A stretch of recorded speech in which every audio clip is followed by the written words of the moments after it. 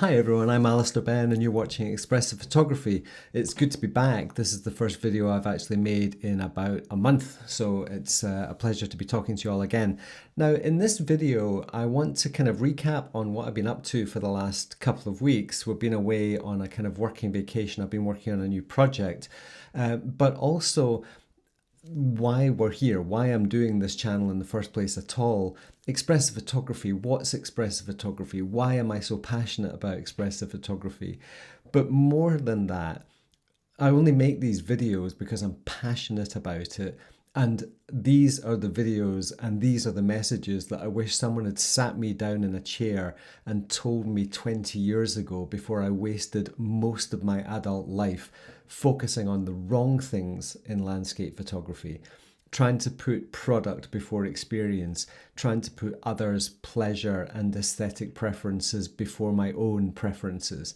And I got so far down that line and so deep in the pit of making images to be popular and successful and focusing on other people's wishes about what they thought I should be doing that I lost myself.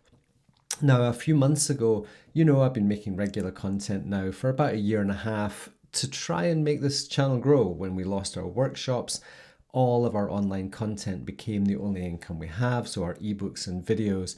And stay tuned to the end of this video because I'm going to offer a massive discount off our Dodge and Burn Masterclass, which I think is something that is going to change your landscape photography for the better and probably make you a happier photographer in the same time. Now, we've been away for a couple of weeks and we were somewhere that was really remote. We've been locked up in this office for a year and a half, making videos, making content, and I got to the point where I no longer enjoyed photography. Every time I went out with my camera, it was just to make a video to feed YouTube. And what I discovered is that I don't like pretending to make photographs. I don't like spending my time in the landscape making B-roll and pretending to be a photographer. When I go into the landscape, I'm there because I want to be in the landscape, my passion for the landscape. And this word passion is going to come up again and again and again in this video. Because if we don't have passion, we're wasting our time.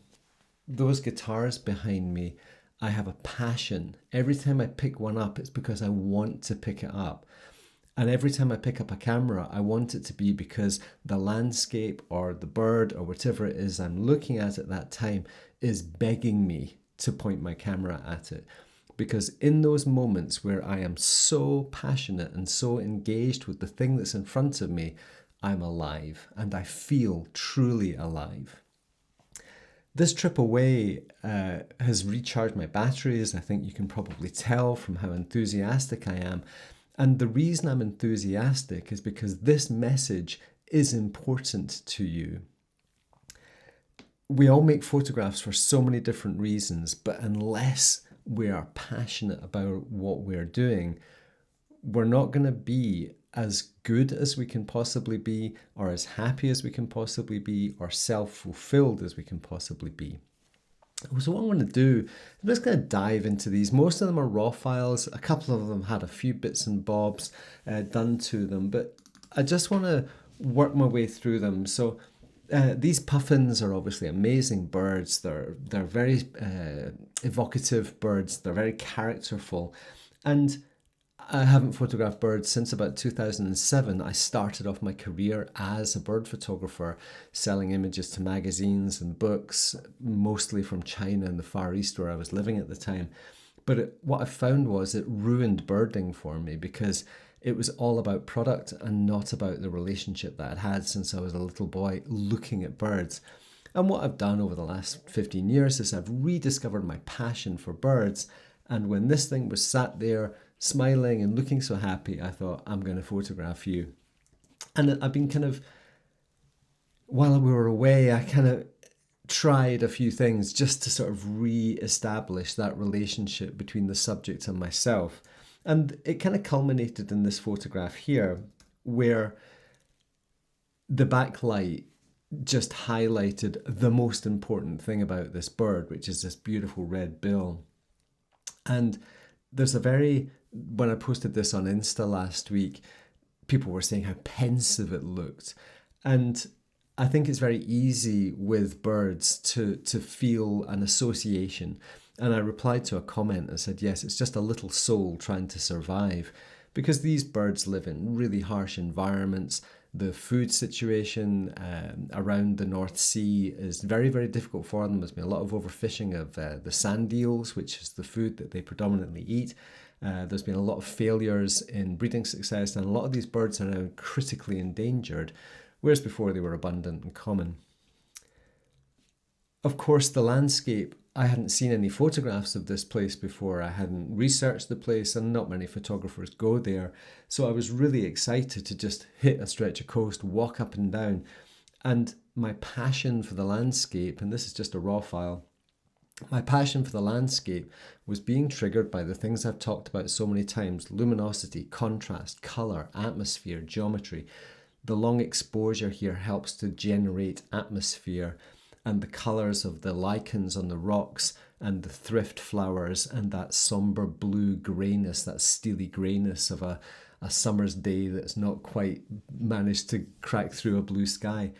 The colour palette and the elements work together to create a feeling, a mood, an experience. But the experience I had when I was there, with the wind blowing and the cry of the birds and the Arctic terns all around us, that experience will live with me forever. And this photograph is a snapshot of my life in pixels. And it's the passion for the living, it's creative living that breeds creativity. And on this channel, it's all about your creativity, your passion, your development as humans, and using the camera to record your engagement with the world. And then no one can tell you you're wrong. One of the things that's really common in this place is that the warm summer days and the very cool ocean create a lot of fog. And this was just driving along the road, suddenly out the corner of my eye, saw this, dived out, handheld, 80 to 400, bang. And to me, it's a beautiful scene. It's a very simple scene, but again, luminosity, contrast, the color palette, the cool tones, cool to warm, dark to light, all of these things have an emotional component associated with them. And these are the things I talk all about in luminosity and contrast, the color of meaning, the dodge and burn masterclass, the black and white processing videos, everything that we do. In fact, I'm going to extend the discount offer to everything in our store because I think it's all important. At the end of the day, our photographs are our lives. This was when I really started to reconnect with the landscape. I think it was this particular morning, and you can see the light is appalling. This is just the raw file here. But there was native contrast. There was the colour of the ocean was very subtle bluey green. The rocks were this sort of rich, warm tones. It's a very simple photograph. It's a very simple scene. I haven't quite, this isn't worked in any shape or form, and I'm still not sure of how I'm going to go with it. But at the end of the day, it's the composition that's the key to this. Very spacious, very simple. And it was these photographs on this particular morning that kind of re-engaged me with the whole concept of the landscape and what the landscape means to me. Because what I'm seeing here is my inner landscape in the landscape, whereas I can identify with feelings of spaciousness, feelings of solidity, feelings of depth, feelings of three-dimensionality, feelings of calmness, juxtaposed with moments of more stress or more anxiety. Life isn't flat. It's always up and down. And I want my photograph to reflect that joy of that diversity. Living with passion means that every photograph we make is meaningful. This was a day where it was blowing a gale. It was utterly insane. For saying it was the middle of June or late June, the wind was horrific and it was really quite cold. And I've got big long spikes on my Gitzo tripod, and I had to ram them right into the ground and almost lean on the tripod to try and keep the thing steady while I was using my 80 to 400mm lens. But these are just little snapshots, little isolated bits of a bigger landscape. And you'll see from the video that we're showing at the same time, these landscapes are huge. The horizons go on forever. The sky goes on forever. The water is moving and flowing constantly. So any photograph is just a blink of an eye. It's a couple of seconds of distillation of the world. But it's the being there that's important. And when I say being there, I mean being there in the sort of hippie 1960s sense. You've got to be there, body and soul, passion, passion, passion, passion. This is backlit, which makes it very, very contrasty. The sun was kind of at the back. It was rising a little bit and creating this very strong contrast, this very jagged, angular, anxiety-riddled composition where everything is jagged and angular, and the smoother water with a touch of texture just gives it a bit of three-dimensionality, a bit of depth, and introduces that atmosphere, the contrast of atmosphere. High contrast rocks, jaggy and solid, soft flowing water, ethereal, heavenly, beautiful, translucent. This is energy and calmness wrapped up in a single composition. As many of you know, I shoot squares in camera, so these are basically full frame squares in the camera there. Simple things just like the way the light shines on water is something that you can be fascinated with. I'm going to say it again, passion for living delivers passionate engagement in our work. Sitting on a cliff top, looking out into the North Atlantic and knowing that there's nothing between you and Canada is an amazing sensation. And the way the clouds are moving, the sun is kind of out the frame here at the top of the frame, shining through the clouds, creating this patchwork of light on this subtly textured surface, light, shadows, textures. And allowing ourselves, giving ourselves permission to be fascinated in subtle, intimate details of seemingly anonymous and not very exciting things. There's no sea stacks, there's no dramatic light, there's no big, amazing, colourful clouds. This is a simple, everyday scene.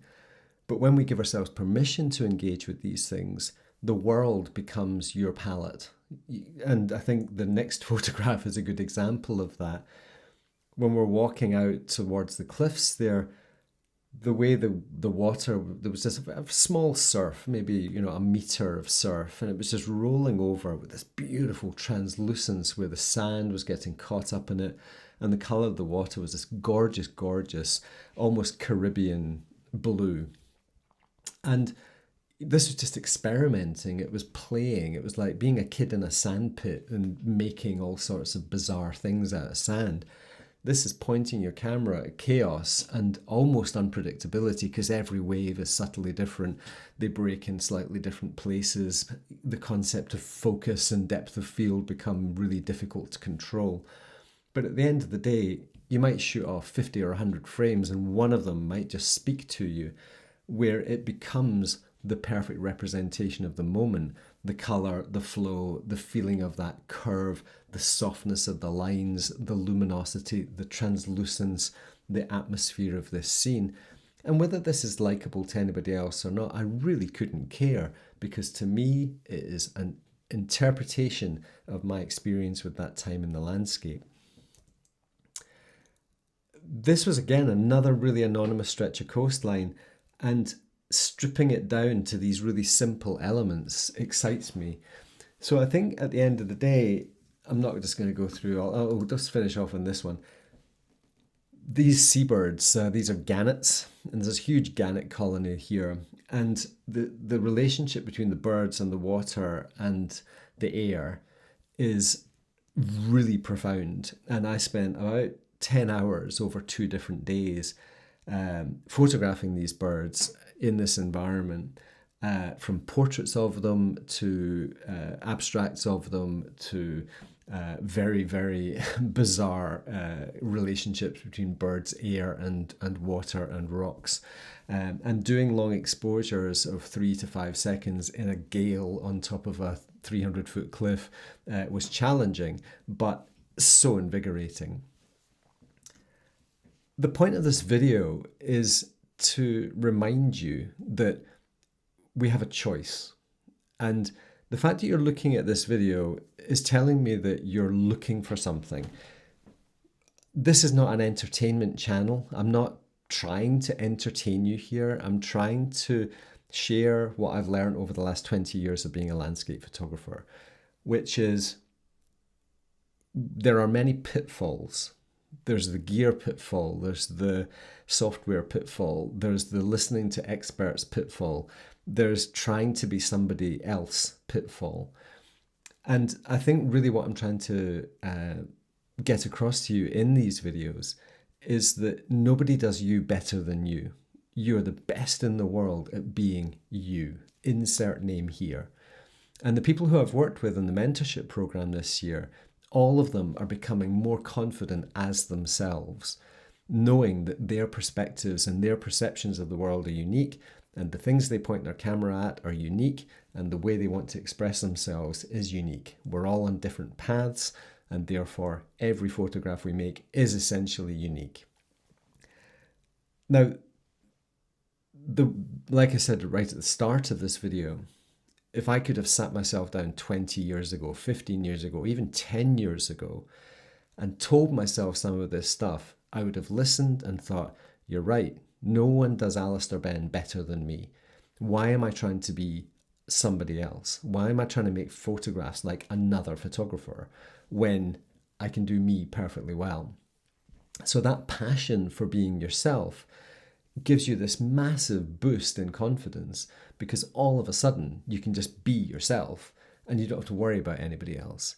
So I think it's really important that we are passionate about being ourselves. Over the next month or so on this channel, I'm going to start introducing some more little tidbits of these are the important things that will be worth spending time on.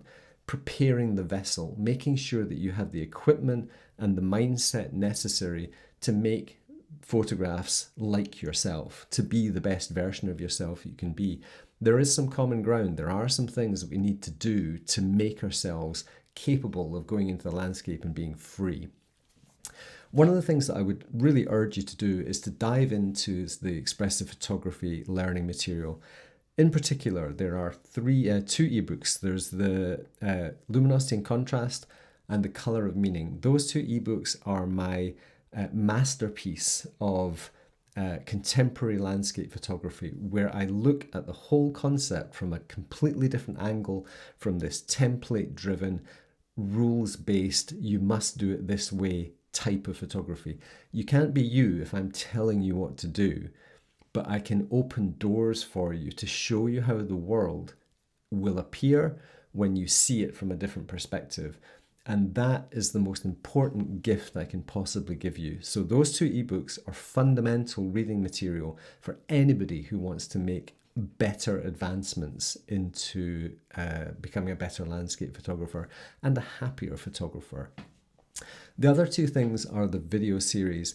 The Black and White Masterclass is ideal for anyone who wants to make black and white photographs. I cover the entire process in Lightroom because we don't need complicated techniques. We need meaningful techniques. And then finally, the Dodge and Burn Masterclass, which I released earlier this year, is a very unique way of looking at something that we think we all know how to do, which is process photographs.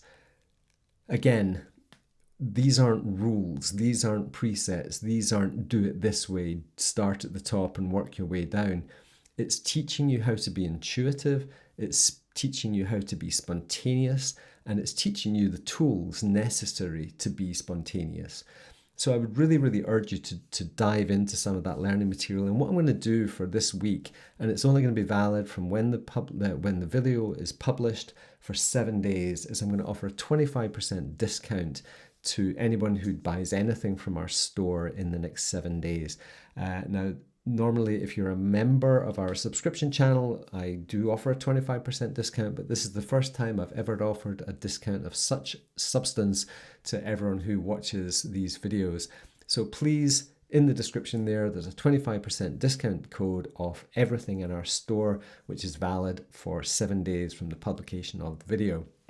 I would really, really urge you to have a look at some of these products because I truly believe that they will ignite your passion and your enthusiasm for being yourself and making photographs like yourself. That's it for this week. There's going to be a few things coming up on the horizon. I'm going to be talking to Bruce Percy again. Bruce has got a new book coming out called The Sound of Snow, which is phenomenal, and I have it. So we'll be talking with Bruce probably in the next week. And also, I'm not going to spoil it, but there is some interesting stuff coming, and I look forward to spending some more time with you in the weeks to come. But for now, please go down below, click on that link that will take you to our store, and hopefully you'll find a book or a video there that's going to ignite your passion and your motivation for becoming a better and happier, expressive and creative photographer. Thanks for watching. As always, enjoy it wherever you are, and I hope everyone is safe and sound. I look forward to speaking to you again very, very soon. But that's it for me. Bye for now.